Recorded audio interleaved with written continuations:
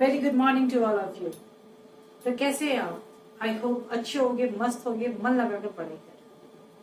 तो चलो फिर इसी होप के साथ हम स्टार्ट करते हैं अपने चैप्टर का एक नया topic that is known as the reflex action. Okay, क्योंकि कंट्रोल एंड कोऑर्डिनेशन चैप्टर्स हम लोग कंटिन्यू कर रहे हैं, तो इसमें हम लोग देखेंगे आज एक नया टॉपिक रिफ्लेक्स एक्शन के बारे में, जिसमें हम पढ़ेंगे कि कैसे रिफ्लेक्स एक्शन होता है, किसे हम रिफ्लेक्स एक्शन बोलते हैं, इसमें जो पाथ बनता है, कैसे मूवमेंट होता है हमारे इम्पल्सेस में। तो बहुत सारी नई चीजों को देखेंगे। इंटरेस्टिंग है टॉपिक, कंसंट्रेट करो, साथ में नोटबुक लो, अपने नोट्स बनाओ। ओके, तो चलो स्टार्ट करते हैं। Once again good morning to all of you. Okay, तो हम आज क्या पढ़ने वाले हैं बच्चों? और today's topic is reflex action. Okay, reflex action पढ़ने के पहले मैं तुम लोगों को कुछ बेसिक चीजें बताऊंगी। ओके, बेसिक चीजें क्या है? हालांकि बेसिक चीजें तुम लोग देख चुके हो कि हमारे सीएनएस होते हैं, हमारे पेरिफेरल नर्वस सिस्टम होते हैं, सेंट्रल नर्वस सिस्टम होते हैं, बट मैं बताने जा रही हूँ कि कैसे हमारा रिफ्लेक्स एक्शन वर्क करता है। बेसिकली क्या है कि रिफ्लेक्स एक्शन जो है वह एक स्पॉन्टेनियस मूवमेंट है, इनवॉलेंट्री एक्शंस है, जिसमें हमारा ब्रेन इन्वॉल्व नहीं होता है। हमारे जो भी इम्पल्सेस मूव करते हैं वह ब्रेन तक नहीं जाकर कहां से, स्पाइनल कॉर्ड से रिटर्न हो जाता है। बेसिकली जो इम्पल्सेस मूव करते हैं वो कहां तक जाते हैं? ब्रेन तक जाते हैं। ब्रेन मैसेज देता है, फिर तुम्हारा जो रिसेप्टर ऑर्गन्स होता है अकॉर्डिंगली एक्ट करता है। तो ये चीजें तुम पहले ये समझो कि तुम्हारा बेसिकली होता क्या है। This is the cerebrum. Okay, cerebrum से क्या जाता है? ये तुम्हारे स्पाइनल कॉर्ड जाता है। सबसे पहले मैं तुम्हें स्पाइनल कॉर्ड के स्ट्रक्चर को बताऊंगी। ओके, ये तुम्हारा स्पाइनल कॉर्ड गया, क्लियर? स्पाइनल कॉर्ड से बहुत सारे नर्व्स जाते हैं, ऐसे बहुत सारे नर्व्स निकल जाते हैं, ठीक है। सेरिब्रम थोड़ा टेढ़ा बन गया है, कोई बात नहीं, चलो ठीक है। सेरिब्रम से कहा हो जाता है हमारा स्पाइनल कॉर्ड। स्पाइनल कॉर्ड से बहुत सारे नर्व ऐसे जाते रहेंगे, ठीक है। ये सब क्या कहलाता है? Peripheral nerves. तो जितने भी हमारे बॉडी से इम्पल्सेस आते हैं वो किसके थ्रू आते हैं? पेरिफेरल नर्व्स के थ्रू आते हैं, स्पाइनल नर्व्स में जाते हैं। फिर स्पाइनल कॉर्ड से जो ट्रैक्ट बनता है, बहुत सारे नर्व फाइबर्स मिलकर एक ट्रैक्ट बनाते हैं। वो ट्रैक्ट कहाँ जाता है? सेरिब्रम में जाता है। अकॉर्डिंगली मैसेज कन्वे होता है और इम्पल्स रिटर्न हो जाता है, ठीक है। तो इस तरह से जनरल इम्पल्सेस की हम बात कर रहे हैं। बट यदि हम रिफ्लेक्स एक्शन की बात करते हैं तो ये कहाँ जाता है? ब्रेन में ना जाकर हमारे स्पाइन से रिटर्न हो जाता है। तो सबसे पहले ये चीज देखो कि कैसे हमारे जो जनरल इम्पल्सेस है वह मूव करते हैं। ये तुम्हारा ब्रेन और ये स्पाइनल कॉर्ड, ये मान लो तुम्हारा ब्रेन, ओके, और ये तुम्हारा स्पाइनल कॉर्ड, ठीक है।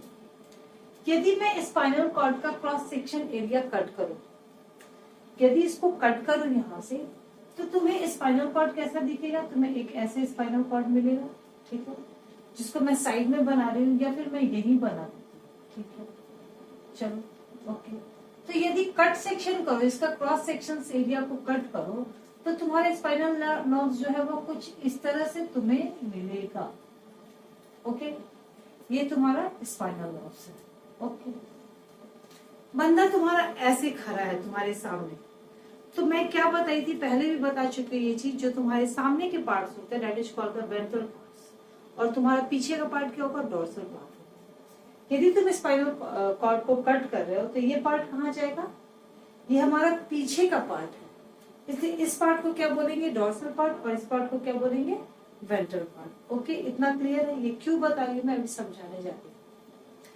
एक चीज मैंने ब्रेन के स्ट्रक्चर्स को बताने के समय ये भी समझाया था कि हमारे स्पाइनल कॉर्ड्स में जो आउटर स्ट्रक्चर होते हैं वो किस कलर के होते हैं, व्हाइट कलर के होते हैं, और बीच में जो होता है वो ग्रे मैटर होता है।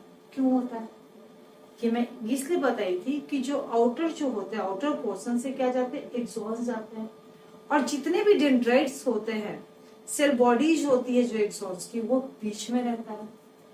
तो इस तरह से ये जो आउटर पोर्शन है that is the white in colour, और बीच में कुछ ऐसे, या तो तुम बटरफ्लाई का शेप ले लो या फिर तुम एच का शेप ही बना लो ऐसे, ठीक है।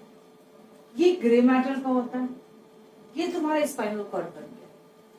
मैंने क्या बोला कि पीछे का साइड जो है डॉर्सल, तो ये क्या हो जाएगा, डॉर्सल रूट, क्योंकि ये डॉर्सल पार्ट है, और ये तुम्हारा क्या हो गया, वेंट्रल रूट। तो अब तुम्हें ये इतना याद रहेगा स्पाइनल कॉर्ड के स्ट्रक्चर में, ये व्हाइट मैटर, ये grey matter, this is the dorsal root, और ये वेंट्रल रूट। ग्रे मैटर है तो इसलिए इसको थोड़ा सा ग्रे कर दो, चलो okay, this is the grey matter, इसको कलरफुल कर दो, ग्रे कलर का, ओके। अब मेरी बात ध्यान से सुनो, यदि हम नॉर्मल इम्पल्सेस की बात करें, नॉर्मल इम्पल्सेस की जब हम बात करते हैं, तो मान लो ये तुम्हारा क्या है, मैं हाथ बनाने की कोशिश कर रही हूं, यदि नहीं लगे तो एज्यूम कर लेना, चलो ठीक है। यहां मान लो क्या बैठ गया, कोई मच्छर, ठीक है। तो हम तो कोई भी रिस्पॉन्स जो है खुद नहीं करते हैं, वह रिसेप्टर रिसीव करता है, इम्पल्स ब्रेन में जाता है, ब्रेन मैसेज देता है, अकॉर्डिंगली तुम मच्छर मारोगे या मच्छर भगाओगे, जो कुछ भी होगा, जो ब्रेन मैसेज देगा अकॉर्डिंगली होगा जो, ओके। मच्छर तुम्हारे हाथ पे बैठ गया, जब मच्छर बैठ गया यहाँ पर, तो यहाँ पे एक क्या हो जाएगा, रिसेप्टर होगा। रिसेप्टर जो होगा वह क्या होगा, उसके डेंड्राइट्स होंगे, जो न्यूरॉन होगा। तो ये डेंड्राइट जो होते हैं ना, वो काफी लंबे होते हैं, ठीक है। फिर यहाँ आके कहीं इसकी सेल बॉडी होती है, ठीक है, और फिर ये जाके इसके एक्सॉन्स होते हैं। यह क्या है, इसका डेंड्राइट्स है। डेंड्राइट्स के बाद क्या है, ये सेल बॉडी है।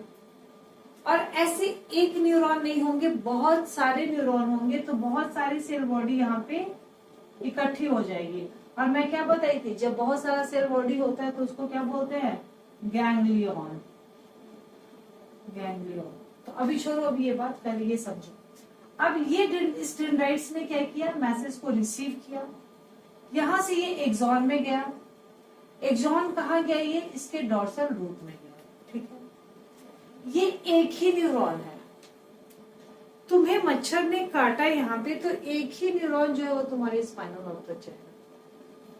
और तुम्हें ये पता होना चाहिए कि जो हमारे न्यूरॉन्स होते हैं, that is the longest cell हमारे बॉडी में, सबसे लंबी, इवन कि 1-1 मीटर लंबे होते हैं। तो यदि एक ही न्यूरॉन यहां से लेके तुम्हारे स्पाइनल नर्व तक जा रहा है, पैर में मान लो तुम्हें सडनली यदि तुम्हारा नुकीला पत्थर पे पैर आ जाता है तो तुम पैर खींच लेते हो, तो वो भी एक ही न्यूरॉन है जो तुम्हारे स्पाइनल नर्व तक जा रहा है। ओके, इस बात को ध्यान रखना कि कहीं पे सिनेप्स नहीं बन रहा है। जब तुम्हें ट्रांसमिशन ऑफ इम्पल्स बताया जाता है, तब उस समय क्या बताया जाता है कि डेंड्राइट्स ने रिसीव किया, फिर वो एक न्यूरॉन को दिया, फिर दूसरे न्यूरॉन को दिया, ऐसा भी होता है। लेकिन कहाँ होता है ये मैं बताऊंगी तुम्हें। और on the basis of synapse जो है, तब भी हम क्या करते हैं, रिफ्लेक्सेस को डिवाइड करते हैं अलग अलग पार्ट में, that is the monosynaptic and the polysynaptic. जहां पे सिनेप्स ज्यादा बन जाएंगे पॉलीसिनेप्टिक, जहां सिनेप्स नहीं बनेंगे, एक ही बनेंगे, that is the monosynaptic. Okay, बताऊंगी कि कहां पे होता है। तो अभी ये जो मैसेज गया है यहां से, ये कौन सा हमारा न्यूरॉन लेके गया, सेंसरी न्यूरॉन, ठीक है। या इसको क्या बोलते हैं हम, एफरेंट। एफरेंट बोलते हैं, क्यों बोलते हैं एफरेंट, कि ये A for afferent, A for आना, आया, ये सीएनएस में आया। हमारा रिफ्लेक्स एक्शन या कोई भी एक्शन रिफ्लेक्स है कि नहीं या जनरल इम्पल्स है कि नहीं, वो किस पे डिपेंड करता है? Depends on the path of the CNS, कि वो सीएनएस के किस पार्ट को इन्वॉल्व कर रहा है। यदि ब्रेन को इन्वॉल्व कर रहा है तो वो रिफ्लेक्स एक्शन नहीं है। ओके, लेकिन कई तरह के रिफ्लेक्सेस होते हैं according to the path of the CNS also. यदि ब्रेन इन्वॉल्व है तो वो सेरेब्रल रिफ्लेक्स, यदि हमारा स्पाइन इन्वॉल्व है तो उसको हम क्या बोलेंगे? Spinal reflex. ये भी मैं बताऊंगी आगे चल के, पहले इतना समझो। हाथ पे मच्छर बैठा, इम्पल्स गया सेंसरी न्यूरॉन के थ्रू, कहाँ जाएगा? डॉर्सल्स में। क्लियर? डॉर्सल्स के पास क्या होगा? इसके यहाँ पे जो एक्सॉन्स होंगे, अभी ये क्या करेंगे, यहाँ पे एक दूसरा न्यूरॉन्स होगा, ठीक है? ओके, यहां से क्या करेगा? ये मैसेज जो होगा, ये इंफॉर्मेशन कहां पे लेके चला जाएगा? ये ब्रेन में लेके चला जाएगा। इसके एक्सॉन, ये सेल बॉडी यहाँ पे रहेगी, यहाँ पे सेल बॉडी रहेगा, और यहां से कहा चला जाएगा? अब यहाँ पे बस एक्सॉन, ये एक्सॉन का पार्ट आएगा, ये सेल बॉडी, क्योंकि ये ग्रे कलर है तभी सेल बॉडी यहाँ है, इसलिए ये ग्रे कलर है। जैसे ये बाहर आ जाता है, क्या हो जाता है? बंडल ऑफ एक्सॉन्स, बहुत सारे एक्सॉन्स फिर जाएंगे बाहर। कहा किस लिए जाएंगे? वो जाएंगे हमारे ब्रेन के अंदर। देखो कैसे जाते हैं। ये हमारा क्या है? ब्रेन है। चलो पहले रिफ्लेक्स एक्शन को भी हट को जाने दो।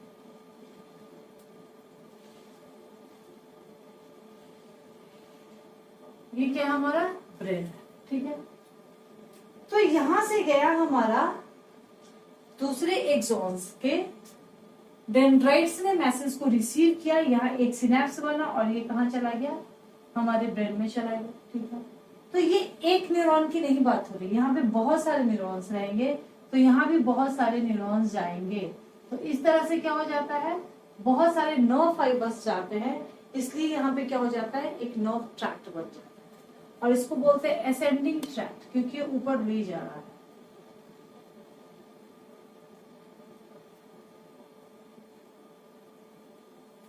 यहां जाने के बाद ये जो एक्सॉन गया, ठीक है, इसने किसको दिया?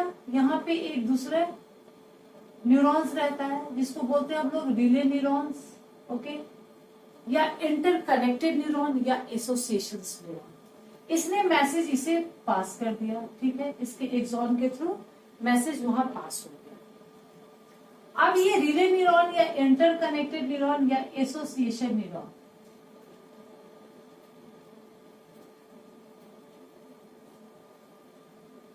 क्या करेगा? वो फील करेगा, वो समझेगा, वो सोचेगा कि अच्छा ये क्या बैठा है हाथ के पास? मच्छर बैठा है, कॉकरोच बैठा है, क्या बैठा है? अच्छा, फिर उसे आएगा कि नहीं ये तो मच्छर बैठा हुआ है। फिर ये मोटर न्यूरॉन को क्या करेगा? मोटर न्यूरॉन को ये मैसेज देगा, ओके।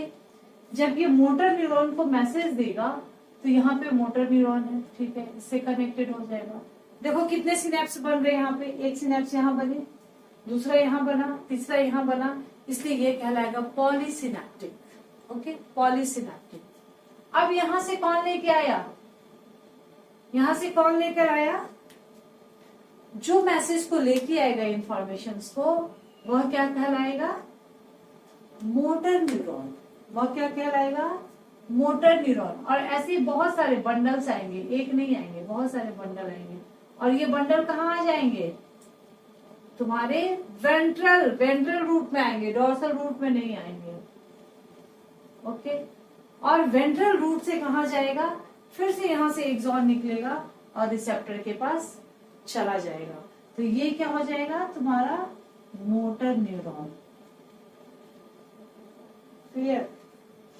अब तुम्हें सिंपल समझो, सिंपल। ये तुम्हारा असेंडिंग ट्रैक्ट है, तो ये तुम्हारा क्या हो गया? Descending tract.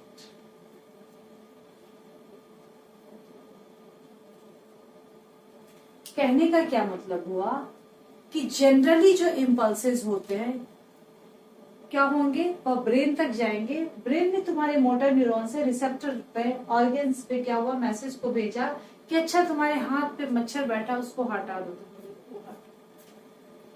या फिर बोलोगे मार दो, तो बोलो फट से इसको क्या कर दोगे, मच्छर को मार दो। तो ये क्या है, तुम्हारा रिफ्लेक्स एक्शन नहीं, ये रिफ्लेक्स एक्शन नहीं है, क्योंकि यहां से क्या गया, सेंसरी न्यूरॉन के थ्रू हमारे डोर्सल रूट्स में कहा गया। हमेशा जो भी सेंसरी न्यूरॉन है वो डोर्सल रूट में ही इंफॉर्मेशन को ले जाएगा। वहां से दूसरे न्यूरॉन ने के डेंड्राइट्स ने मैसेज को रिसीव किया, एक सिनेप्स बना, उसका एक्सॉन गया, उसने इंटर न्यूरॉन को क्या दे दिया, मैसेज दे दिया। इंटर न्यूरॉन प्रोसेसिंग किया कि क्या करना है, मोटर न्यूरॉन को संदेश दिया कि तुम जाओ और जाके रिसेप्टर को बताओ कि वो मच्छर है उसको भगाएगा। ठीक है, बहुत सारे नर्व फाइबर्स चूंकि जाते हैं ब्रेन में, तो उसको वो एक ट्रैक्ट बना देते हैं, उसको असेंडिंग ट्रैक्ट बोलते हैं, और जो नीचे की तरफ जाता है उसको बोलते हैं डिसेंडिंग ट्रैक्ट। कभी भी जो सेंसरी न्यूरॉन होगा वो डोर्सल रूट में ही जाएगा, कनेक्टेड होगा, और जो हमारा मोटर न्यूरॉन होगा वो वेंट्रल रूट के थ्रू जाएगा। अब ये सेंसरी न्यूरॉन और मोटर न्यूरॉन दोनों जो होता है वह कभी भी अकेला सिंगल नहीं जाता है। यहाँ पे एक कनेक्टिव टिश्यू का क्या हो जाता है, कवरिंग हो जाता है। ठीक है, ऐसे कवरिंग हो जाएगा, मतलब बीच में सेंसरी न्यूरॉन भी होंगे और मोटर न्यूरॉन भी होंगे। तो इस तरह से स्पाइन से जो भी नर्व्स निकलते हैं उसमें सेंसरी भी रहते हैं और मोटर भी रहता है, उसको बोलते हैं मिक्स्ड न्यूरॉन। जब बहुत तरह के न्यूरॉन के बारे में मैं बताई थी, सेंसरी न्यूरॉन होते हैं, मोटर न्यूरॉन होते हैं, मिक्स्ड न्यूरॉन होते हैं, तो यही बात समझाया जा रहा था कि सेंसरी न्यूरॉन है जो मैसेज को लेके गया, मोटर न्यूरॉन जो मैसेज को लेके आया, और मिक्स्ड न्यूरॉन जितने भी होते हैं स्पाइनल नर्व से जो निकलते रहते हैं nerve fibres, that is the mixed neuron. उसमें सेंसरी और मोटर दोनों। क्लियर इतनी बातें? अब सुनो एक बात, ये जो सेंसरी न्यूरॉन होता है ये कौन सा होता है, याद करो टाइप्स ऑफ न्यूरॉन में मैं बताई थी स्यूडोपोलर न्यूरॉन। ओके, तो ये है डोर्सल रूट, देखो ये डोर्सल रूट है, डोर्सल रूट गैंग्लियन जो होता है that is known as the pseudo neuron. जिसकी क्या होती थी, जिसकी जो हमारी सेल बॉडी जो होते थे बीच में ऐसे, और ये स्यूडो लगता था, ऐसे लगता था, यहाँ पे सेल, यहाँ पे डेंड्राइट्स, यहाँ पे सेल बॉडीज, और तब इसके एक्सॉन ऐसे निकल जाते थे, इसको बोलते थे स्यूडोपोलर न्यूरॉन। ओके, और बाकी जो न्यूरॉन्स है इन सब में जो पाया जाता है that is the multipolar neuron. तो इस तरह से हमें इम्पल्सेस में क्या समझ में आया, हमें इम्पल्सेस में यही समझ में आया। अब सिंपल सा तुम देखो ट्रैक,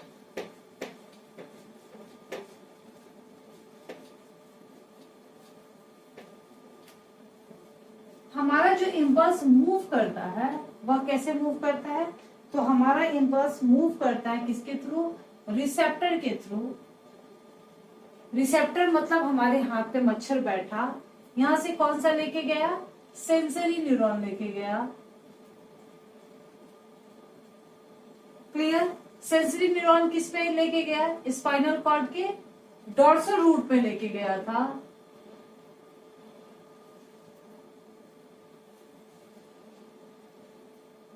ओके, डोर्सल रूट में लेके गया। डोर्सल रूट कहाँ लेके गया, ब्रेन में लेके गया। ब्रेन किसको फिर सिनेप्स बनाया, यहाँ पे एक दूसरा न्यूरॉन लिया, उसके एक्सॉन के थ्रू गया ब्रेन में, ब्रेन से कहाँ चला गया, रिले न्यूरॉन में। रिले बोलो या इंटर न्यूरॉन बोलो या एसोसिएशन न्यूरॉन बोलो। रिले न्यूरॉन फिर किसको मैसेज पास कर दिया, मोटर न्यूरॉन को। मोटर न्यूरॉन कहाँ पे आया, वेंट्रल पार्ट में आया, वेंट्रल पार्ट से कहाँ चला गया, रिसेप्टर में गया। ओके, ये है तुम्हारा मोटर न्यूरॉन। तो ये तो हमने क्या बात करी, जनरल इम्पल्स की बात करी। बट जब कभी भी ऐसा होता है, मान लो तुम्हें कोई बहुत गर्म चीज को पकड़ दिया गया, या मैं ऐसे लिख रही हूं, सडनली मेरा हाथ मान लो ऐसे मैं टच कर रही हूँ किसी चीज को, और सडनली, या मैं तुम्हें समझा रही हूँ और सडनली मेरा हाथ यहाँ गया और यहाँ पे कोई बहुत गर्म चीज है, तो मैं फटाफट क्या करूंगी, अपने हाथ को हटाऊंगी। ये मेरा रिफ्लेक्स एक्शन है। तुम यदि खड़े हो, मम्मी मान लो तुम्हें बोल रही है अच्छा ये चपाती लो और भाई को देखे आओ, भाई खा रहा है। मम्मी ने नहीं देखा कि तुमने प्लेट लिया है या नहीं लिया हुआ है, और तुमने हाथ ऐसे कर दिया। मम्मी ने चपाती डाला, चपाती बहुत गर्म था, तुम अचानक से छोड़ दोगे और चपाती नीचे गिर जाएगी, क्योंकि चपाती बहुत गर्म है। तुम्हारे दिमाग में ये सोचने में टाइम नहीं लगाया। ओके, क्योंकि तुम ऐसा तो नहीं करोगे ना कि चपाती गर्म है, ब्रेन को मैसेज जाएगा, तब ब्रेन बोलेगा कि अरे ये तो चपाती बहुत गर्म है, ओ अच्छा चपाती बहुत गर्म है, अच्छा चलो तो फिर छोड़ ही देते हैं, और तब तक तुम्हारा हाथ जल जाएगा। इतना टाइम नहीं लेते हैं। तो रिफ्लेक्स एक्शन क्या है? Reflex action is the spontaneous, involuntary, autonomic actions, जिसको ऑटोनोमिक रिस्पॉन्स बोल सकते हो, of the body towards the stimuli. Okay, और स्टिमुलाई क्या है? Changes in the environment. जो भी तुम्हारे इन्वायरमेंट में चेंजेस आते हैं, तुमने गर्म चीज को छुआ, वो तुम्हारा स्टिमुलस था। ओके, और उसके लिए तुम्हारी बॉडी ने रिस्पॉन्स किया, रिफ्लेक्स किया, सडन किया, स्पॉन्टेनियसली किया, that is known as the reflex actions. तो तुम्हारा रिफ्लेक्स एक्शन क्या हुआ?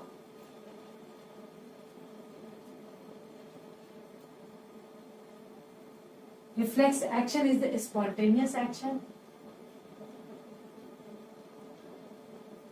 Spontaneous, autonomous या involuntary भी तुम बोल सकते हो। ओके, spontaneous, autonomic या involuntary actions।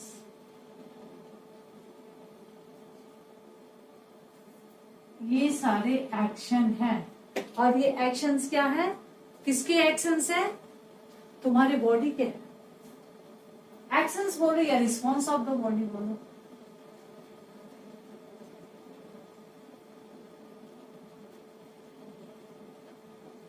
Of the body towards या टू स्टिमुलाई, और किसके लिए?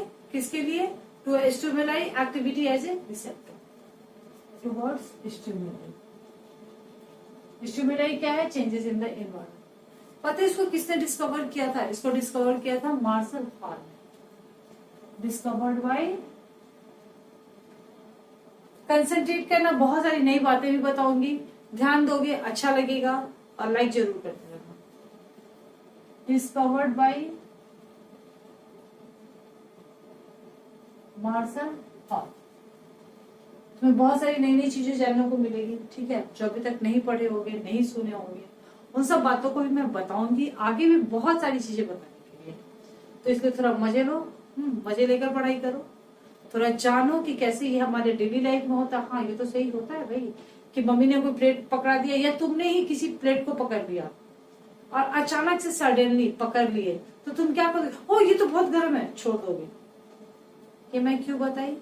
क्योंकि रिफ्लेक्स एक्शन को भी कंट्रोल कर सकते हो। ओके, इसमें बेसिकली तुम्हारे रिफ्लेक्स एक्शन में क्या हो गया? Conscious will not involve.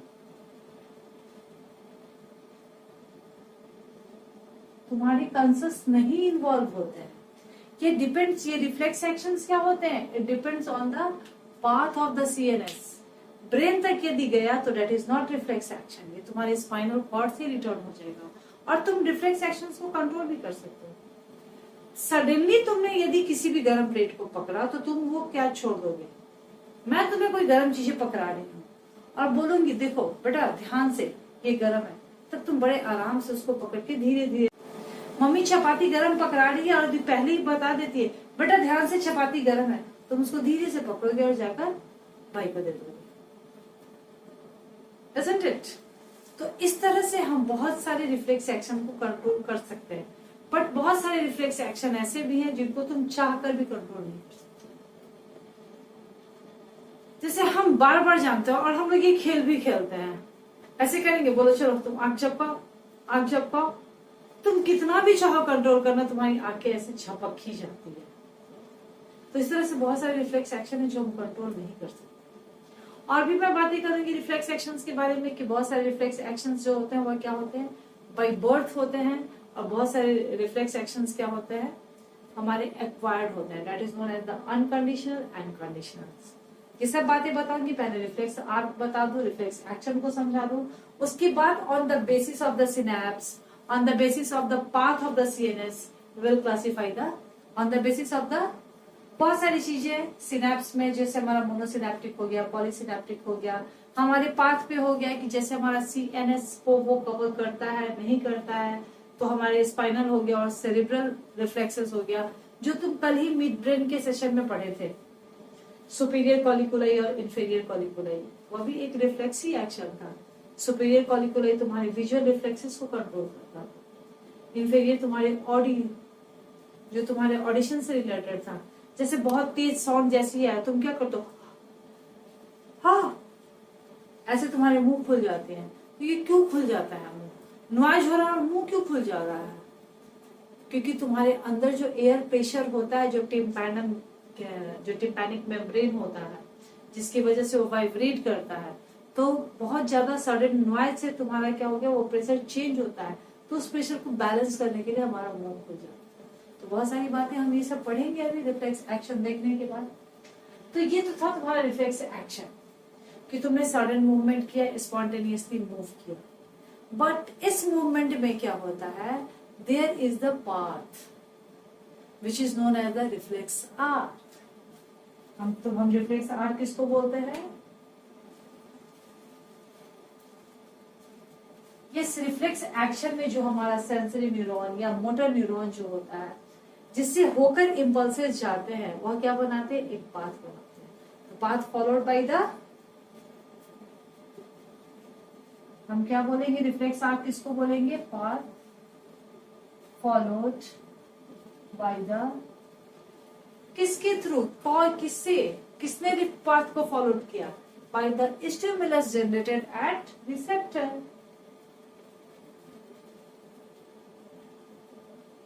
Stimulus generated, receptor क्या हुआ तुम्हारा, जो फील किया, रिसीव किया।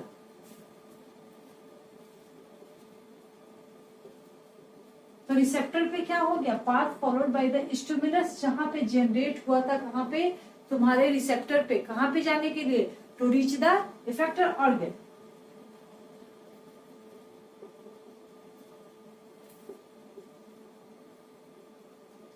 To reach the effector organ. Okay, अब इसमें मेनली क्या होते हैं, इसमें मेनली 5 कंपोनेंट्स होते हैं। ठीक है, पहला तो जो हो गया तुम्हारा, ये 5 कंपोनेंट्स कौन कौन से होंगे? फर्स्ट जो हो गया तुम्हारा, क्या हो गया, जहां पे रिसेप्टर हुआ है, सेंसरी रिसेप्टर, जहां पे सेंसेस को फील किया गया, रिसीव किया गया। सेकेंड वन क्या हो गया, ये सेंसरी रिसेप्टर को सेंसरी न्यूरॉन लेकर जाएगा, तो that is known as the sensory neuron और एफरेंट न्यूरॉन, या एफरेंट न्यूरॉन बोलो। थर्ड वन इज द, अब ये कहां लेके जाएगा, डिपेंड करेगा। यदि हमारा फेस से रिलेटेड रिफ्लेक्स एक्शन है तो सीएनएस में जाएगा, तो part of the CNS. CNS के दोनों पार्ट हैं हमारे, सेंट्रल नर्वस सिस्टम के, हमारे ब्रेन भी और स्पाइनल कॉर्ड भी है। तो पाथ ऑफ द सीएनएस किस पार्ट में जा रहा है, ब्रेन में जा रहा है या स्पाइनल कॉर्ड में जा रहा है, तो हम लिख सकते हैं पार्ट ऑफ सीएनएस। और फोर्थ वन क्या हो जाएगा, जैसे तुम्हारा सेंसरी न्यूरॉन मैसेज को लेके गया, उसी तरह रिसेप्टर के पास भी तो इंफॉर्मेशन आएगा ना, तो that is known as the motor neuron. And the last one is the effector organ. वो मोटर न्यूरॉन जो है वो मैसेज कहाँ लेके आएगा, इफेक्टर ऑर्गन में। अब मैं तुमको एक एक करके बातें समझा रही हूँ कि ये कैसे होता है। हम इस चैप्टर में क्या पढ़ रहे हैं, सॉरी इस टॉपिक में क्या पढ़ रहे हैं, रिफ्लेक्स एक्शन के बारे में पढ़ रहे हैं। Okay, clear.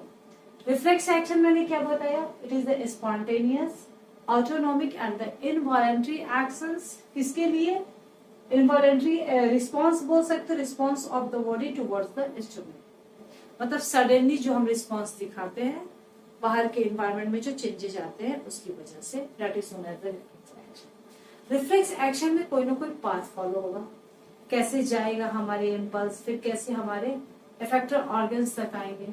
तो बेसिकली इसमें क्या होगा, the path followed by the stimulus, जहां पे रिसेप्टर के पास जहां पे जनरेट होगा और हमारे इफेक्टर ऑर्गन तक जो पहुंचेगा, उस पाथ को हम लोग बोलते हैं रिफ्लेक्स आर्क बन जाता है। ठीक है, इसमें 5 कंपोनेंट्स होते हैं। First one is the sensory receptor, जहाँ पे सेंसेस फील हुआ, स्टिमुलस आया। Second one is the sensory neuron, और उस इम्पल्स को जो लेकर गया, कहाँ लेके गया, ब्रेन में गया या फिर स्पाइनल कॉर्ड में गया, मतलब पार्ट ऑफ द सीएनएस। फिर उस मैसेज को लेकर आया, कौन लेकर आया, मोटर न्यूरॉन लेकर आया, तो this is known as the motor neuron और the efferent exit, E for efferent, E for exit. और लास्ट वन इज द हमारा इफेक्टर ऑर्गन, जो फील करेगा कि क्या करना है। ओके, अब समझो कि रिफ्लेक्स एक्शन कैसे होता है। ओके, मैं इसको रब करती हूँ।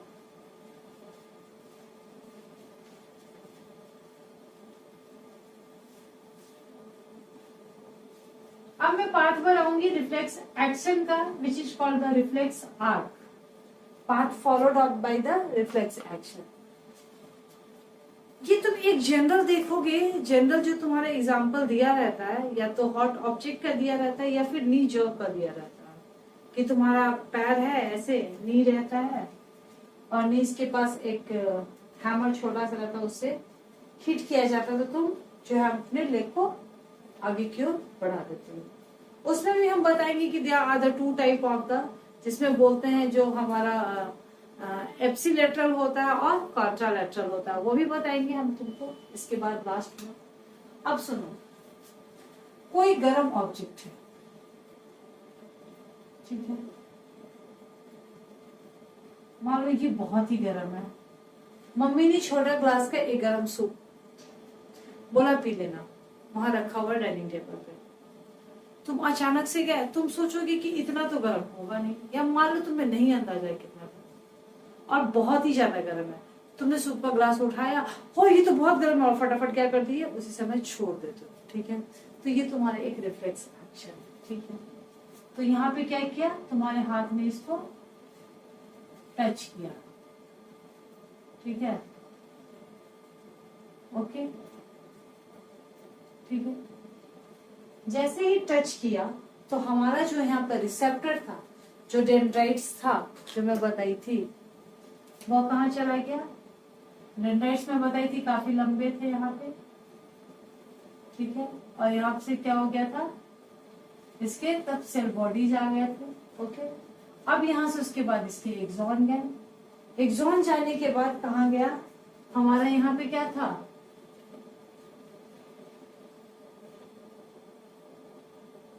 ये था तुम्हारा स्पाइनल कॉर्ड।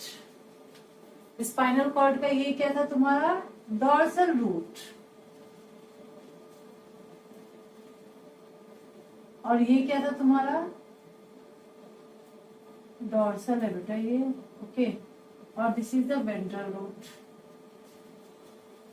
अभी यहां ध्यान से समझना, यहां ध्यान से समझना।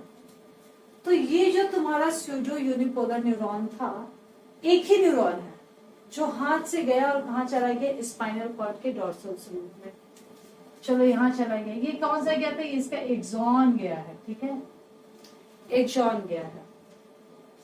यहाँ पे क्या होता है, ये एक्सॉन क्या करेगा, एक दूसरा न्यूरॉन है यहाँ पे, उसका डेंड्राइट क्या करेगा, रिसीव करेगा उसके मैसेज को, और ये अपने एक्सॉन में भेजेगा, ठीक है। और यहां से एक अलग न्यूरॉन रहेगा, that is known as the motor neuron, ठीक है। वह मोटर न्यूरॉन यहां से फिर उसका जो डेंड्राइट्स होगा वह मैसेज को रिसीव करेगा, इसका एक्सॉन जाएगा और यहां से इसको मैसेज दे देगा कि तुम इसको रिसेप्टर ऑर्गन्स को कि इसको टच मत करो, छोड़ दो, ग्लास को छोड़ दो, ठीक है। तो ये तो तुम्हारा क्या था, मोटर न्यूरॉन।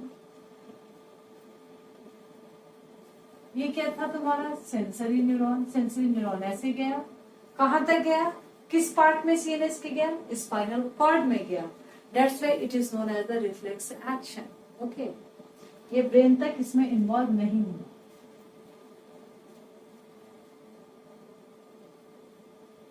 मोटर न्यूरॉन लेकर आ गया। अब तुम यहाँ पे देखो एक बात कि यहां से गया सेंसरी न्यूरॉन लेकर कहां तक, डॉर्सल रूट तक, बीच में देखो एक सिनेप्स यहां बना और एक सिनेप्स यहां बना, तो क्या कहलाएगा ये, पॉलीसिनेप्टिक। और इस न्यूरॉन को हम लोग क्या बोलेंगे, इंटर न्यूरॉन, जिसने मैसेज को कन्वे करने का दोनों के बीच में काम किया। And this is the ventral root, this is the dorsal root. Ventral root से मोटर न्यूरॉन गया और फिर से रिसेप्टर ऑर्गन को बता दिया कि तुमने क्लास को छोड़ देना है क्योंकि क्लास बहुत ही क्लियर। तो on the basis of the synapse, और इस तरह से देखो एक पूरा पाथ बना, तो that is known as the reflex arc. Okay, the path followed by the reflex action is known as the reflex arc. अब तुम एक चीज देखो कि on the basis of synapse, हमारे जो सिनेप्स हुए वह कितनी तरह के हुए? मोनोसिनेप्टिक, और दूसरा क्या हुआ? पॉलीसिनेप्टिक। तो यदि सिनेप्स एक ही है, सिंगल सिनेप्स बनता है तो दैट इज द मोनोसिनेप्टिक, और एक से ज्यादा सिनेप्स बनता है मेनी सिनेप्स, तो ये क्या कहला जाएगा? पॉलीसिनेप्टिक, जो तुमने इस केस में देखा।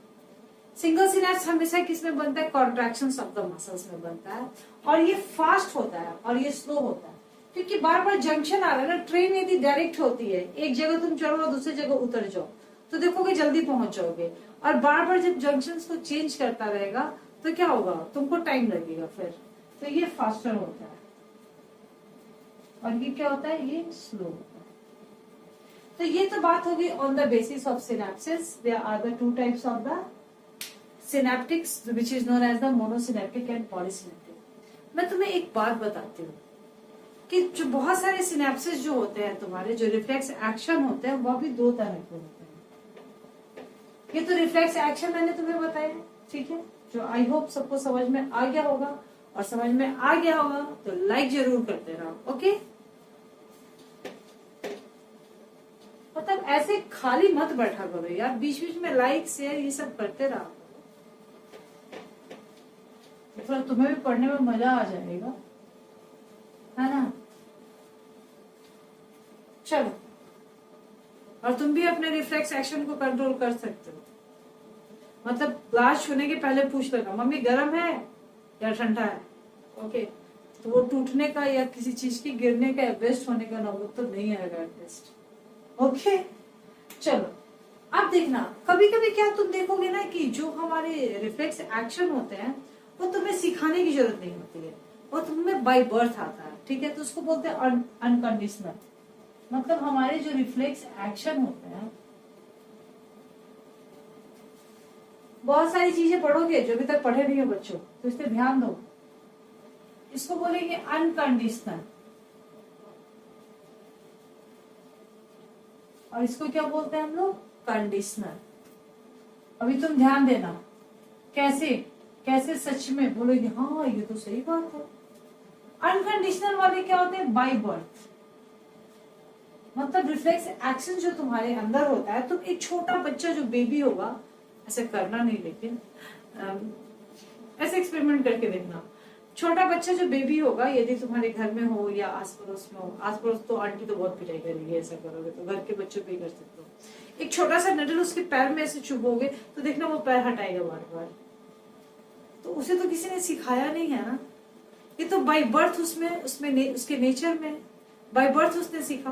ब्लिंकिंग ऑफ आईज हमें क्या किसी ने सिखाया था कि अच्छा मैं तुम्हें ऐसे थप्पड़ मारने चाहूंगा, या फिर तुम्हारा मान लो धूल आता है तो तुम अपनी आंखें बंद कर दो, या फिर तुम्हारा नी जर्क वाला जो स्टोरी होता है कि तुम्हारे घुटने ऐसे, तुम्हारा घुटना रहता है, देख लेगा जैसे बनता है ना, ऐसे घुटना रहता है, और यहाँ से किसी ये डॉक्टर हमेशा करते हैं तुम्हारे नर्वस सिस्टम को चेक करने के लिए। मारते हैं तो क्या करते हैं, तुम्हें ये अपना जो तुम्हारा घुटना है उसको आगे की ओर ऐसे उठा देते हो, ठीक है, जैसे तुम्हें यहाँ पे चोट लग जाता है, क्योंकि यहाँ पे तुम्हारा कहाँ गया? सेंसरी गया, कहाँ पे गया? डोर्सल रूट में गया सेंसरी न्यूरॉन के थ्रू, और यहाँ से वेंट्रल के थ्रू यहाँ पे आ गया, जिसकी वजह से इसने मसल्स को, यहाँ पे मसल्स रहते हैं, उस मसल्स को कॉन्ट्रैक्ट कर दिया, कॉन्ट्रैक्शन से तुमने लेग को आगे बढ़ा दिया, ठीक है। ये तुम्हारा क्या है? ये तुम्हारा मोटर न्यूरॉन, और ये तुम्हारा सेंसरी न्यूरॉन, और ये तुम्हारा मोटर न्यूरॉन। ओके, ये भी एग्जाम्पल तुम्हारे एनसीईआरटी में दिया रहता है। क्लियर? तो ये तुम्हारा बाई बर्थ है, ये सब चीजें जो है तुम्हारे बाई बर्थ है। By birth blinking of eyes, knee jerk,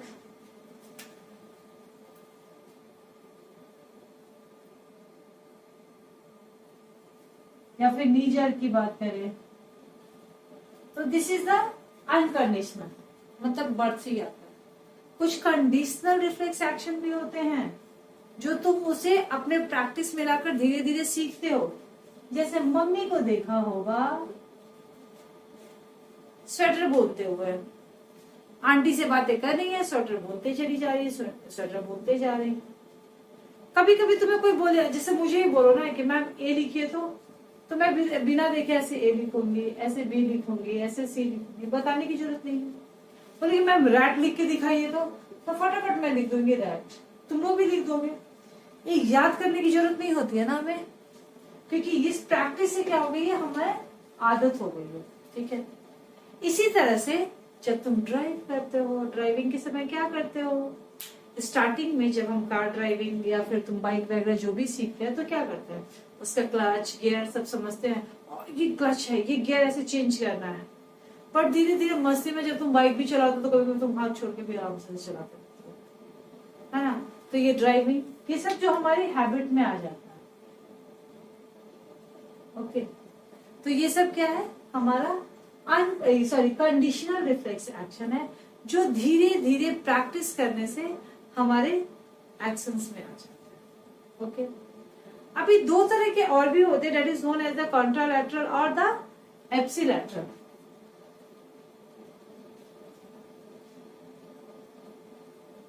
contralateral समझो मेरी बात, ये भी बहुत मजेदार है। तुम चल रहे हो, ठीक है, चल रहे हो तो तुम्हारा सडनली पैर जो किसी एक नुकीले पत्थर के ऊपर जाता है, तो तुमने तो पैर उठा लिया। तो जब तुम एक पैर को उठाए तो तुम्हारे दूसरे पैर पे ही सारी रिस्पॉन्सिबिलिटी आ गई। तो यदि एक पैर के पास जो तुम्हारा मोटर न्यूरॉन लेकर जा रहा है मैसेज कि नुकीली चीजें आ गई है, तुम्हें पैर उठाना है, तो सेम टाइम में दूसरा मोटर न्यूरॉन दूसरे पैर के पास भी इंफॉर्मेशन ले जाना है कि तुम्हें जम के खड़े रहना है। ठीक है, तुम्हें थोड़ी एनर्जी और लगानी है।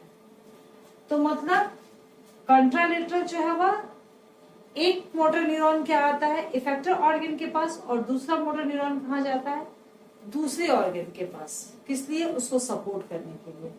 और यही बात यदि हम इप्सिलैटरल की करें तो तुम्हारे यदि हाथ पे इस हाथ को मच्छर ने काटा है, सॉरी छोड़ो, मच्छर काटा तो वो इम्पल्स रिफ्लेक्स नहीं होगा ना। तुमने यदि गर्म चीजों को पकड़ा है, गर्म चीज को पकड़ा है, तो तुम्हारा यही हाथ उसको क्या करता है, इसी हाथ को तुम खींचते हो, दूसरा हाथ तो नहीं खींचते तो ना इसके बदले में। तो this is known as the ipsilateral. ठीक है, तो ये बातें समझ में आ गई। कॉन्ट्रालैटरल में यदि एक को हो रहा है प्रॉब्लम तो दूसरे को सपोर्ट करना होता है, बट इप्सिलैटरल में सेम टू सेम। ओके, अब आते हैं बात हमारे, एक दूसरा होगा types of the reflexes depends on the path of the CNS.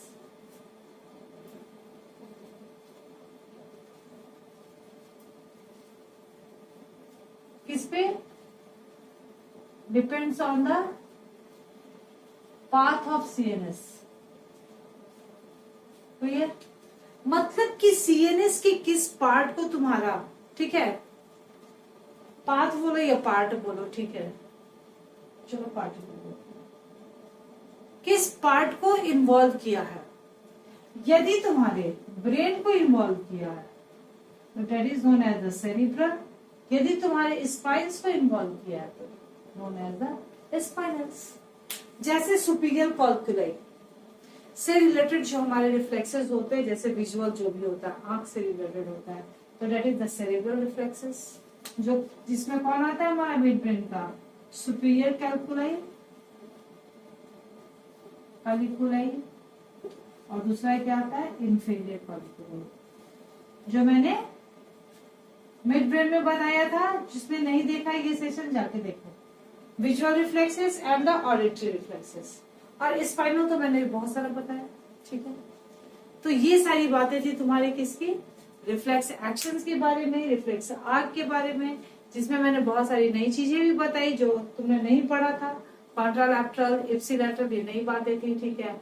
Discovery भी मैंने बताया, मार्शल हॉल जो नहीं दिया है शायद तुम्हारे बुक में। तो इस तरह से बहुत सारी चीजें हैं और हम लोग ऐसे ही पढ़ते रहेंगे। नेक्स्ट सेशन में हम लोग क्या पढ़ेंगे फिर, रिफ्लेक्स एक्शन के बाद हमारा जो भी कंट्रोल एंड कोऑर्डिनेशन का सीएनएस और पीएनएस था वो सब खत्म हो जाएगा। और इसके बाद हम लोग स्टार्ट करेंगे एंडोक्राइन सिस्टम को, जो कि हार्मोनल सिस्टम। ओके, तब तक के लिए गुड बाय, स्वस्थ रहो, मस्त रहो, पढ़ते रहो और रिविजन करो।